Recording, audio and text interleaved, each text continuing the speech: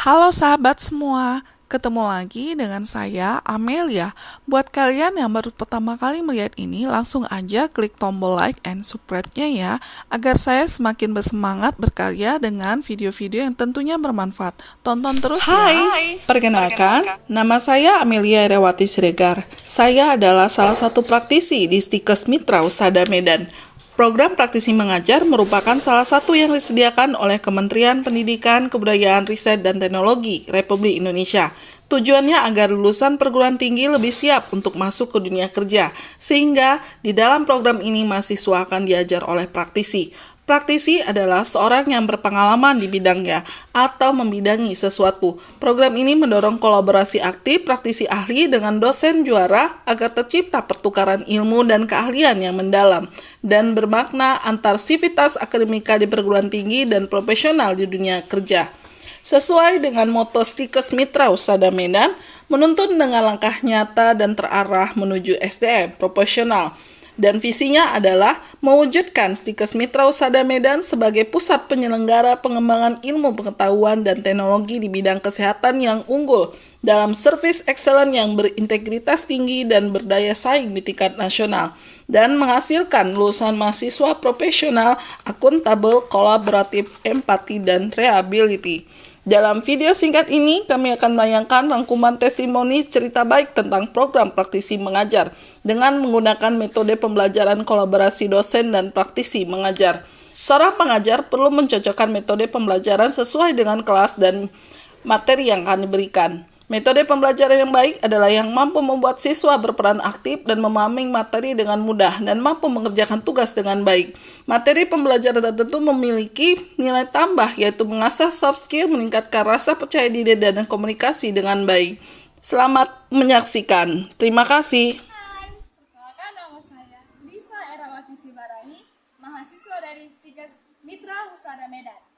Dengan adanya program dosen praktisi, kami sebagai mahasiswa dapat belajar dengan mudah baik dalam metode praktek maupun teori.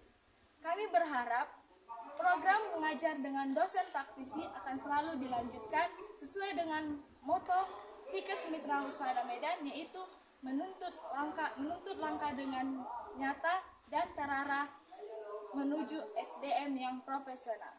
Mitra Husada Medan inovatif, Mitra Husada Medan integritas, Mitra Husada Medan service excellence. Teman-teman, saya akan menjelaskan metode teknik belajar mengajar yang saya gunakan seperti yang ada dalam tayangan video berikut ini. Untuk kita ketahui bersama, model pembelajaran yang digunakan adalah model pembelajaran berdiferensiasi dalam mewujudkan profil pelajar Pancasila dan Merdeka Belajar. Pembelajaran berdiferensiasi adalah serangkaian keputusan masuk akal atau common sense yang dibuat pengajar yang berorientasi kepada kebutuhan peserta didik. Karena terdapat penilaian yang berkelanjutan, pengajar menanggapi atau merespon kebutuhan belajar peserta didik, memanajemen kelas secara efektif. Dimulai dengan salam dari pengajar, lalu pengajar lakukan pendahuluan dengan tujuan pendekatan refleksi kepada peserta didik. Dan proses belajar mengajar akan dibuka dengan doa bersama. Setelah selesai, kembali pengajar mengambil kendali proses belajar mengajar dengan lakukan teknik strategi belajar mengajar. Seperti tayangan dalam video ini, strategi belajar yang diambil adalah pembelajaran kooperatif, yaitu suatu strategi belajar mengajar menurut teori Fournier and Barman. Penting bahwa anak-anak peserta didik membangun kepercayaan diri dalam kemampuan peserta didik serta mengembalikan konsentrasi dari semua peserta didik. Tujuannya adalah untuk meningkatkan kemampuan asertif, yaitu ketegasan, keberanian, dan menyatakan pendapat. Hal ini akan mendukung pengajar dalam proses pembelajaran dengan metode discovery, metode tanya jawab, dan metode diskusi. Metode discovery adalah metode pengajaran modern yang dilakukan dengan cara mengembangkan cara belajar peserta didik menjadi lebih aktif, mandiri, dan menjadikan pemahaman yang lebih baik. Siswa mencari jawaban atas pertanyaannya sendiri sehingga dapat diingat lebih baik. Strategi ini dinamakan strategi penemuan. Siswa menjadi lebih aktif mencari, memahami, dan menemukan jawaban atau materi terkait. Siswa juga mampu menganalisa pengetahuan yang diperolehnya, kemudian ditransfer kepada lingkungannya. Kelebihannya adalah mengembangkan kognitif siswa dan memperbanyak penguasaan keterampilan. Yang kedua, metode pembelajaran tanya jawab adalah metode pengajar yang memungkinkan terjadinya komunikasi langsung yang bersifat two-way traffic, sebab pada saat yang sama terjadi dialog di antara pengajar dan peserta didik. Pengajar bertanya kepada mahasiswa dan mahasiswa menjawab. Demikian sebaliknya. Di dalam komunikasi ini akan terlihat adanya hubungan timbal balik secara langsung antara pengajar dan mahasiswa. Kelebihannya akan merangsang mahasiswa untuk melatih dan mengembangkan daya pikir termasuk daya ingat. Pertanyaan dapat menaruh dan memusatkan perhatian mahasiswa.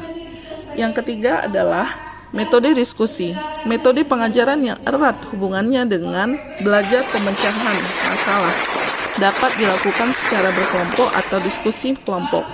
Kelebihannya, siswa dapat berpikir kritis. Yang kedua, mendorong siswa untuk dapat menyampaikan pendapatnya. Berikut akan kita saksikan kolaborasi antara 3 metode pembelajaran, yaitu metode discovery, metode tanya jawab, dan metode diskusi. Semoga bermanfaat untuk seluruh praktisi mengajar di seluruh Nusantara dalam meningkatkan kemampuan mengajar dan ikut mencerdaskan anak bangsa agar mampu unggul dalam service excellent dan berdaya saing serta profesional di dunia kerja. Selamat menyaksikan.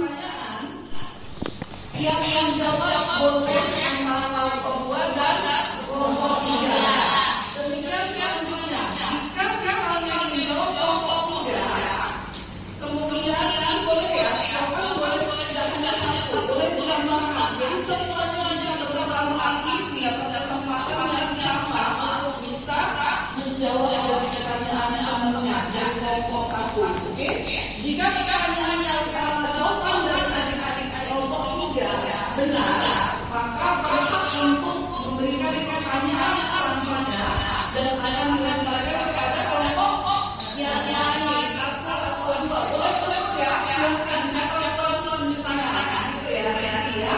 Oke. Nanti selanjutnya saya akan memilih daripada adik-adik semua siapa siswa yang paling aktif di kelas ini. Pastinya ada reward ya. Reward dari ibu.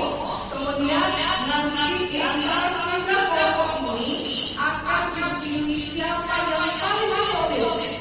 Ya, antara menjawab pastinya orang yang pertama menjawab satu. Mungkin ada lagi yang teman-teman izin menambahkan itu. Boleh silakan. Saya semuanya berperan aktif ya. Sudah siap? Sudah.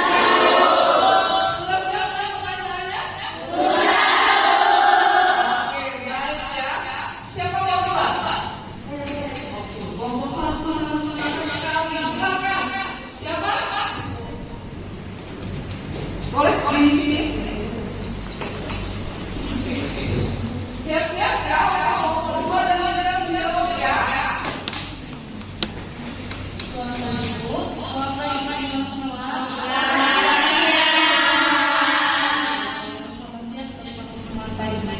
Baik, saya sampaikan dulu. Kenapa kamu disebut sebagai sistem utama? Ayo. Mungkin kuat suara. Bisa jawab sama kawan-kawan. Pertanyaan saya, mengapa kamu disebut sebagai sistem utama? Oke, siapa yang bisa jawab? Ayo, sampai kedua. Silakan. Maju ke depan. Oke, itu aja. Teman-teman dikatakan sebagai sistem utama karena Pancasila mengandung pemikiran pendiri negara yang dituangkan dalam suatu sistem yang merupakan cerminan dari nilai-nilai Pancasila yang saling berhubungan dan digunakan sebagai pedoman atau pandangan bangsa dalam berbangsa dan bernegara. Oke, silakan. Pancasila sebagai bagian dasar tanggung jawab untuk memakna bahwa nilai-nilai terkandung dalam Pancasila menjadi dasar atas pedoman bernegara di masyarakat. Ada lagi yang menambahkan? Dari kelompok ini ada? Ada, oke. Bagaimana kelompok satu? Bukan. Bagaimana tanggapannya? Sudah benar? Oke, berikan tepuk tangan.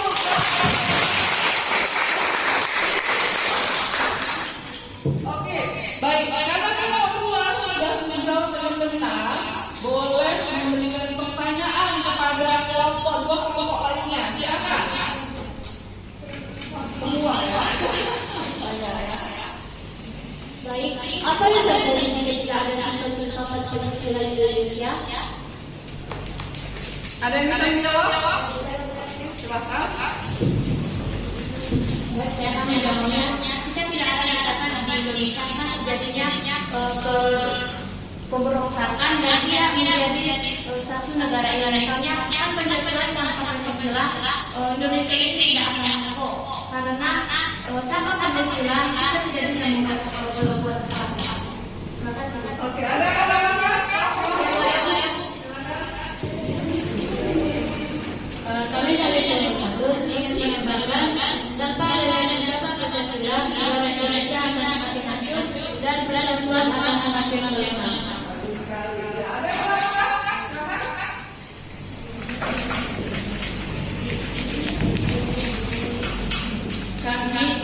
Saya dari kelompok satu ingin menjawab jika tidak ada bangsa Indonesia disebabkan kehidupan menjadi tidak selaras dan berantakan karena tidak memiliki pedoman dan acuan. Persatuan dan kesatuan menjadi semakin lemah, munculnya berbagai macam perselisihan dan konflik bersama kita.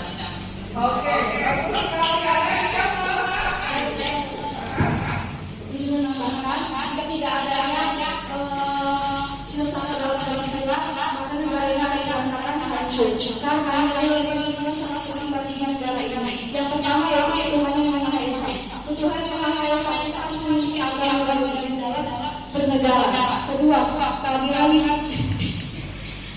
kemanusiaan dan beradab. Yang ketiga, persatuan Indonesia. Yang keempat, kerakyatan yang dipimpin oleh hikmah kebijaksanaan dalam Indonesia bersama kawan. Yang kelima, keadilan sosial bagi seluruh warga Indonesia. Itulah mengapa lima sila dalam Pancasila ini sangat membagi hidup kita, pandangan kita, dalam hidup kita. Terima kasih.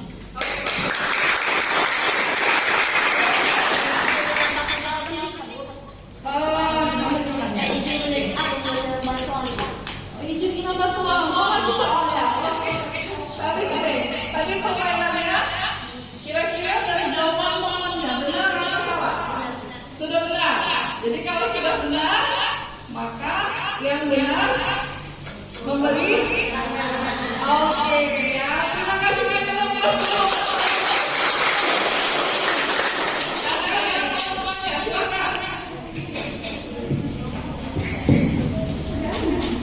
Selamat siang ya, selamat siang teman-teman. Perkenalkan nama saya Siti Golon, saya dari kelompok 1. Di sini saya ingin mengajukan pertanyaan. Perilaku sosial budaya yang berpengaruh pada pelayanan dan modernitas menurut pembelajaran kita yang telah kita pelajari. Apa yang dimaksud dengan budaya Pancasila sebagai sistem filsafat? Terima kasih. Oke, baik. Ada yang bisa menjawab kelompok 1 dan 2? Kelompok 2 dan 3 ada? Apa yang dimaksud dengan Budaya dalam Pancasila sebagai sistem filsafat. Oke, apa yang dimaksud kebudayaan dalam Pancasila sebagai filsafat? Ayo. Kita kasih waktu ya. 1. Ada, silakan. Boleh.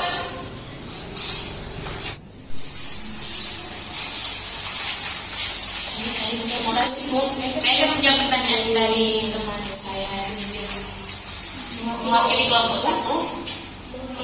Apa budaya atau sistem budaya dan filsafat. Apa yang dimaksud dengan budaya dalam Pancasila dan sebagai sistem filsafat? Apa yang dimaksud dengan budaya dalam sistem Pancasila dan filsafat? Budaya Indonesia dikenal dengan bangsa yang memiliki banyak budaya. Sistem filsafat. Kita sebagai negara harus mempunyai pedoman hidup. Kita manusia saja bisa mempunyai pedoman hidup. Bagaimana jika kita tidak bisa mempunyai pedoman hidup, pendirian hidup, kita tidak bisa bertujuan kemana? Budaya. Budaya mencerminkan kita Bhinneka Tunggal Ika. Berbeda-beda tapi kita bisa berjuang. Budaya kita berbeda-beda. Seperti kita di sini begitu. Saya berasal dari Palembang, kita berasal dari tempat lain. Budaya lain kita bisa bersatu di sini. Terima kasih. Bagaimana kelompok 1? Ada kelompok 3 mau menambahkan? Ada? Belum ada. Bagaimana kelompok 1? Tempat tidak? Kira-kira jawabannya. Oke, belum ya? Belum tempat ya? Oke, kita lempar ke kelompok 2. Silakan. Ini menjawab pertanyaan dari kelompok 1. Suatu produksi hasil dari pemikiran manusia yang mempengaruhi aliran kehidupan manusia dalam beberapa aspek seperti agama, ras, kepatuhan, dan status sosial. Bagaimana? Ada lagi mau menambahkan kelompok 2? Pas. Bagaimana? Tepat atau tidak? Kurang tepat ya. Oke, silakan menjawab kelompok 1.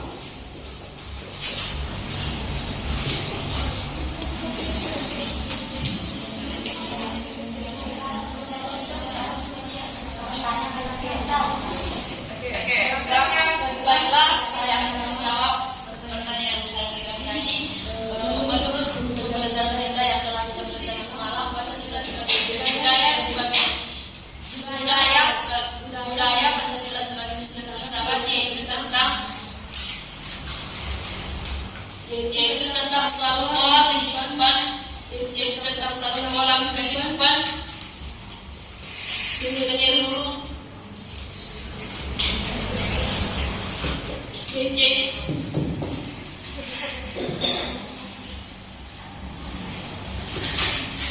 Budaya yaitu suatu pola menyeluruh, yaitu pola hidup menyeluruh. Budaya adalah pola hidup menyeluruh. Budaya bersifat kompleks, abstrak, dan luas. Banyak aspek budaya menurut perilaku komunikatif. Contohnya yaitu seperti yang teman saya tadi bilang, memang agak lumayan benar. Di negara kita ini banyak negara yang banyak budaya yang berbeda-beda. Contohnya teman kita tadi yang bilang saya dari Palembang, ada teman kita dari Nias, ada yang dari berbagai negara atau berbagai daerah. Jadi Pancasila budaya dalam sebagai sistem filsafat yaitu tentang biarpun kita berbeda-beda atau dengan Bhinneka Tunggal Ika biarpun berbeda-beda tetap kita sama juga. Terima kasih buat teman-teman yang sudah memberikan pendapat tadi. Memang benar tapi terima kasih.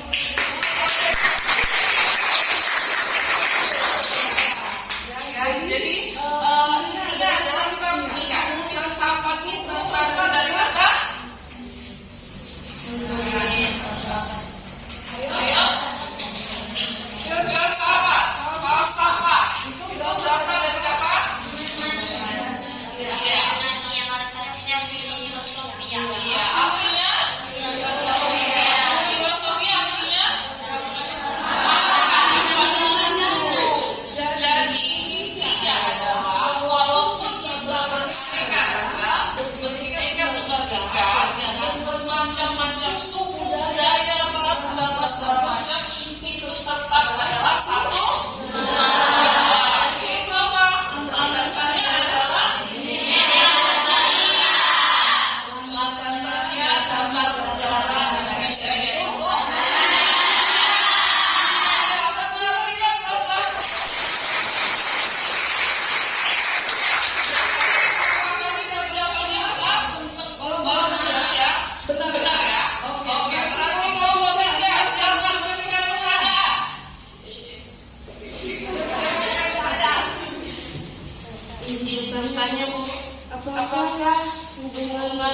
Islam bersahabat Pancasila dan ideologi negara. Terima kasih.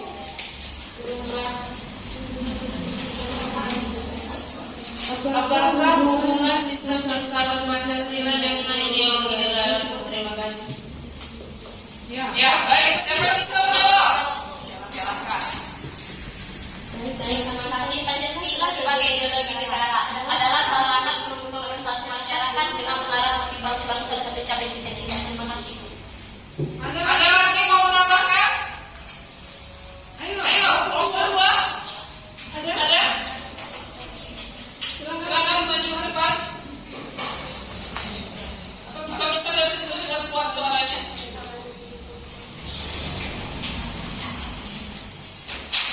Pancasila mengandung pandangan, nilai, dan pemikiran yang dapat menjadi substansi dan pembentukan ideologi Pancasila.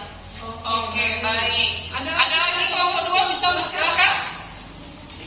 Hubungan filsafat dengan ideologi negara itu filsafat adalah upaya pemikiran manusia untuk mencari kebenaran, sedangkan ideologi adalah perangkat prinsip atau kebenaran yang dijadikan dasar serta memberikan arah dan tujuan untuk dicapai. Terima kasih.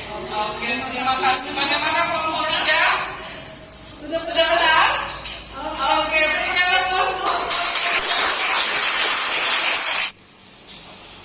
Oke ya. Pengertian daripada nilai adalah kualitas dari suatu hal yang bermanfaat bagi kehidupan manusia, baik lahir maupun batin, yang dijadikan landasan atau motivasi dalam bersikap dan bertingkah laku baik disadari maupun nyata. Nah, nilai ini bersifat abstrak. Adik-adik semuanya ini mempunyai nilai. Ya. Nilai itu ada indikatornya, ada nilainya, ada wujudnya. Makanya dia bersifat abstrak. Oke. Nah, ada dua pandangan tentang keberadaan nilai. Yang pertama, pandangan objektif. Ya.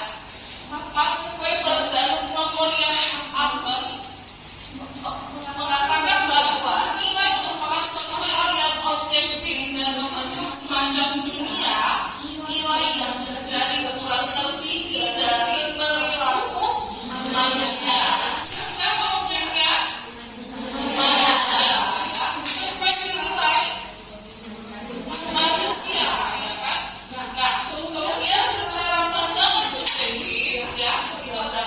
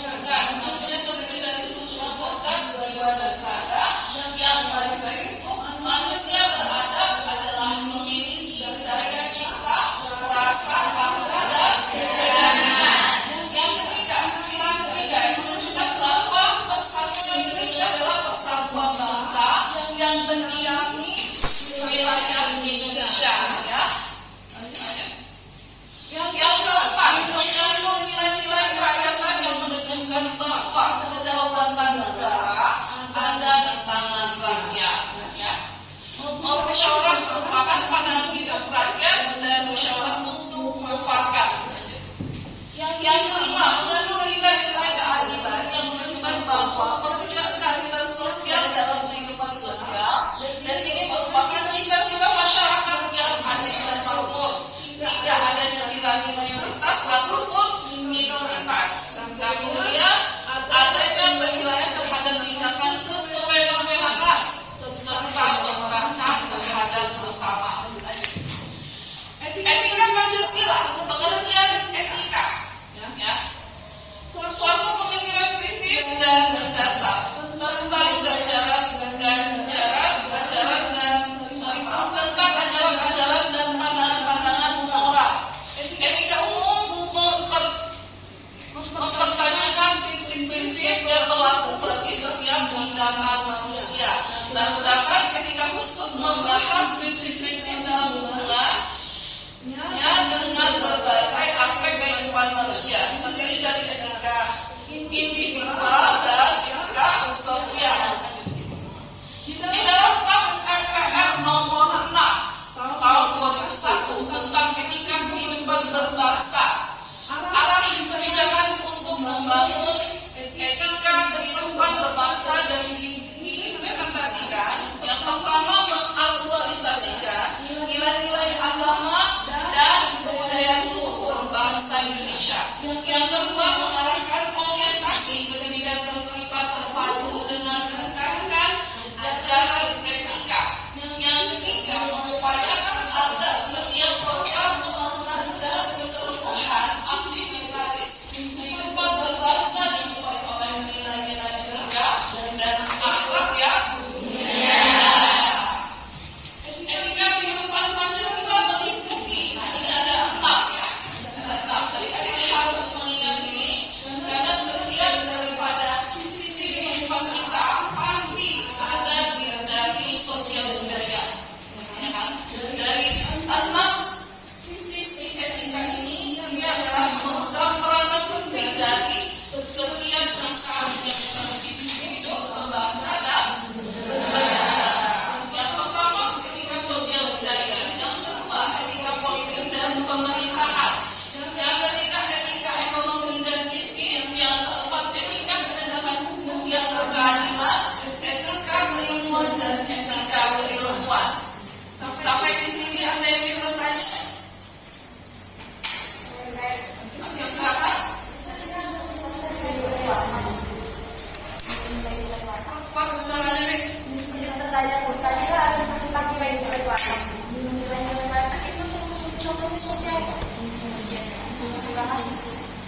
Ya, terima kasih.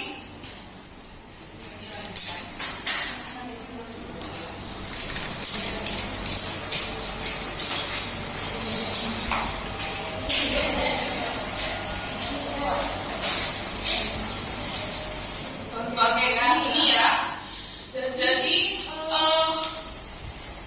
menurut Polisi ada beberapa nilai-nilai yang bisa dijadikan kelompok besar daripada yang tergabung dari nilai-nilai kita berkehidupan.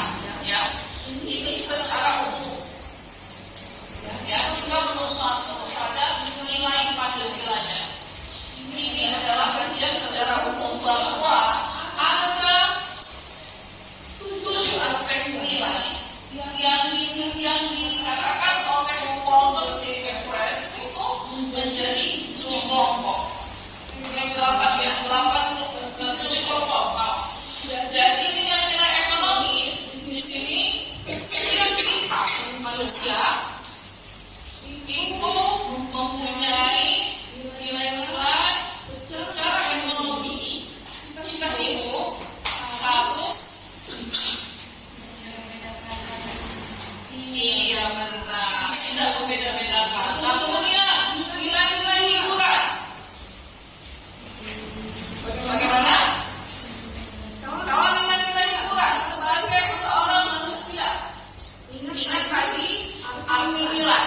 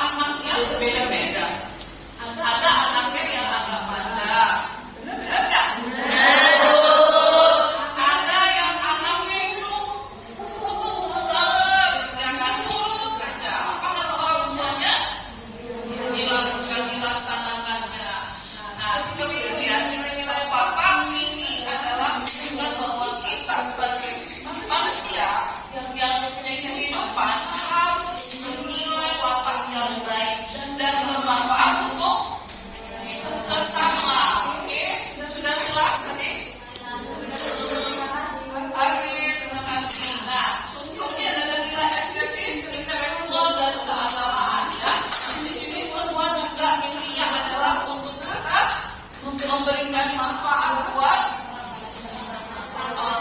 lingkungan dan untuk sesama kita. Oke, baik. Sampai di sini mungkin pembelajaran kita. Saya mau ada satu orang boleh maju ke depan untuk refleksi pembelajaran pada hari ini.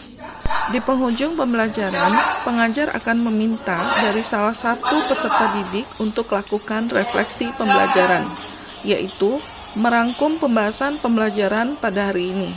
Tujuannya adalah untuk mengukur tingkat pemahaman peserta didik atas pembahasan pembelajaran pada hari ini. Yaitu tentang nilai-nilai dalam Pancasila. Yang pertama adalah nilai ekonomis. Nilai ekonomis tidak membeda-bedakan yang kaya dan yang miskin. Yang kedua, dari nilai mata, yaitu nilai kepribadian kita masing-masing. Saya dan Ibu Erawati memiliki sifat yang berbeda-beda. Dan nilai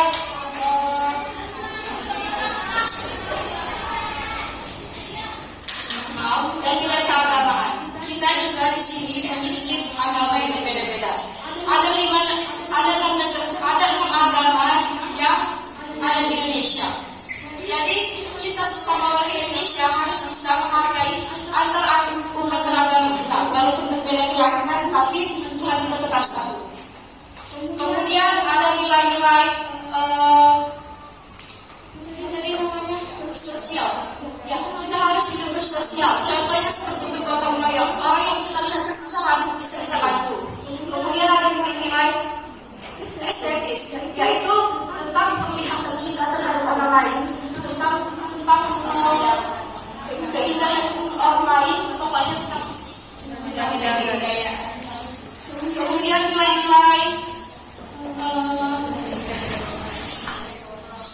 nilai-nilai hiburan, yaitu misalnya kita bercanda dengan orang lain dan orang tidak menyenangkan itu, lebih baik kita menjaga tentang perkataan kita.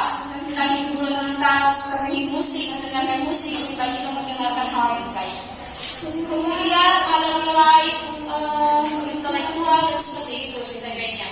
Baik sepertinya hanya itu saja yang bisa saya sampaikan. Terima kasih. Terima kasih. Ada yang mau menambahkan? Oke, baik ya. Berarti dengan adanya refleksi dari teman kita, artinya refleksi di sini adalah kesimpulan ya, dan dapat kita petik dari pembelajaran kita pada hari ini. Bagaimana kita mengetahui sebenarnya apa itu nilai yang terkandung dalam hakikatnya Pancasila, dan Pancasila juga mempunyai nilai etika Pancasila. Ya, diharapkan kepada semua seluruh peserta didik itu bisa mempunyai nilai-nilai yang baik yang sesuai dengan Pancasila. Ya, pastinya yang di luar daripada Pancasila itu pastinya ya tidak diharapkan. Ya, apalagi adik-adik menjadi seorang bidan dari kampus yang ternama, ya, kampus Mitra Husada.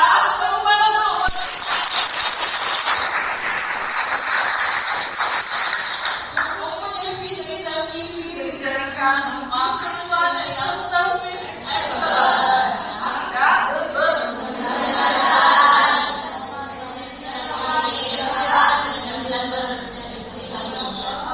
Dan yang berintegritas tinggi, artinya Anda sudah siap menjadi leader-leader yang profesional.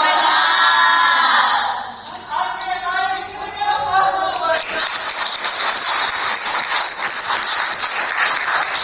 Baik, adik-adik, terima kasih atas atensinya dan aktivitas aktifan dari seluruh peserta didik.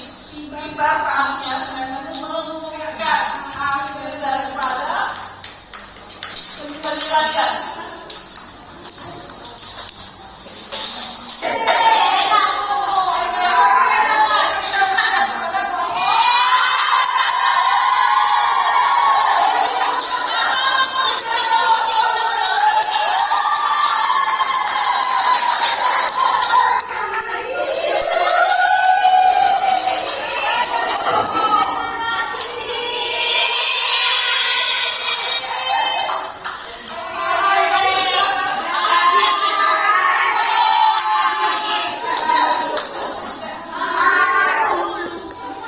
Wah, seru sekali ya. Tak terasa kita sampai di akhir video ini. Demikian video proses pembelajaran kali ini. Berikut kita akan dengarkan rangkuman testimoni cerita baik tentang program praktisi mengajar dari salah satu mahasiswa sebagai perwakilan dari seluruh peserta didik.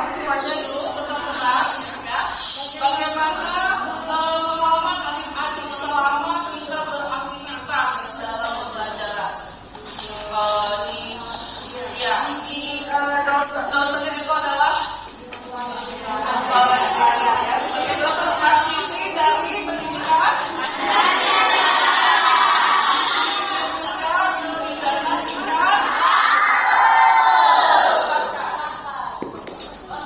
Terima kasih Bu.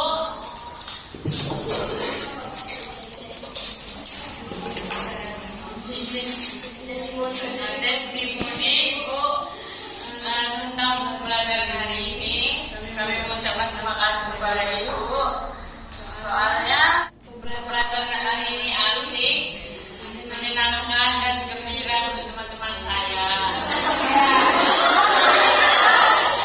Dengan pembelajaran yang seperti ini, yang tidak canggung, tidak ngantuk, seperti itu. kami harap menerima pembelajarannya. Menerima pembelajarannya lebih mudah dimengerti Bu, lebih mudah ditangkap oleh otak kami. Kami juga semakin aktif, solid dan saling menghargai sesama kami dan sesama pendapat kami. Jadi masih pengen nggak belajar bersama?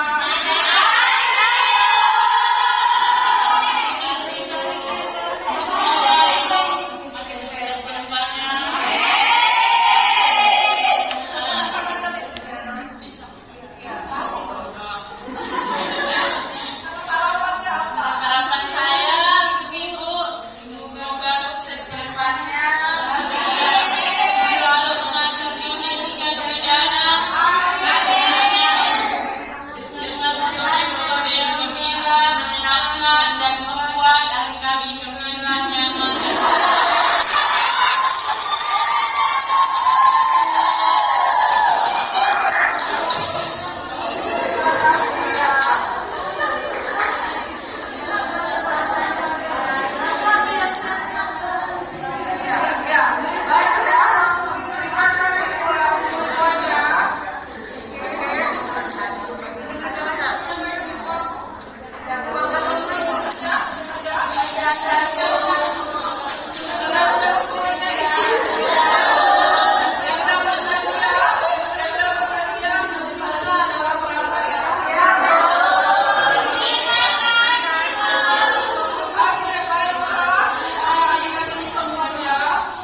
Jika saya ada salah-salah kata, saya mohon dimaafkan karena itu adalah saya juga sebagai manusia biasa yang tak luput dari salah.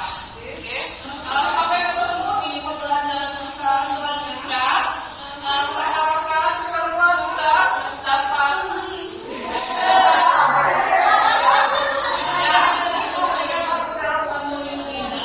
sampai di pembelajaran kita ke depan.